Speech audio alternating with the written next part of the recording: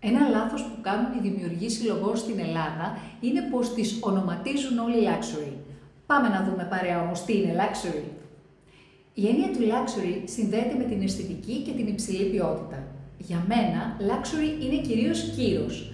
Αποτελεί έκφραση της προσωπικής μας ταυτότητας, χωρίς να αισθανόμαστε ανασφάλεια για να την αποδείξουμε. Είναι κάτι με υψηλή αισθητική αξία, αλλά ταυτόχρονα είναι και περιορισμένο. Γεγονός που το καθιστά επιθυμητό από πολλούς, προσιτό όμως μόνο από λίγους. Αποτελείται από δύο πράγματα, την ποιότητα και την αποκλειστικότητα. Ο συνδυασμός αυτών των δύο ορίζει την πολυτέλεια. Το πολυτελές συνδέεται συχνά με το χειροποίητο και την ανθρώπινη επαφή.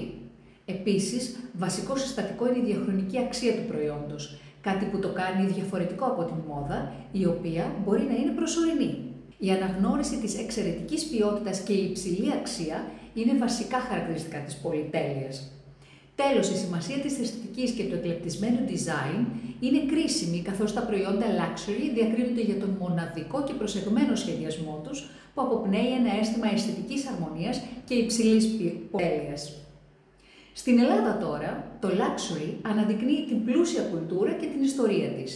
Τα luxury προϊόντα αποτυπώνουν τη μυθολογία και την μεσογειακή φιλοξενία, προσφέροντας μια μοναδική εμπειρία που συνδυάζει την παράδοση και τη σύγχρονη αισθητική.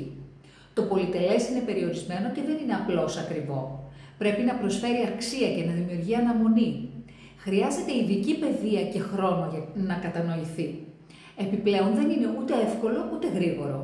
Η πολυτέλεια χρειάζεται δέσμευση και χρόνο για να απολαυστεί πλήρως. Αυτό βέβαια είναι και μία στάση ζωής, πιστεύω εγώ. Είμαι η Εύη Αντωνιάδη, General Manager στο Showroom Ade. Αν σου άρεσε αυτό το βίντεο, ακολούθησέ μας για να μαθαίνεις πολλά ενδιαφέροντα πράγματα κατά τη γνώμη μου.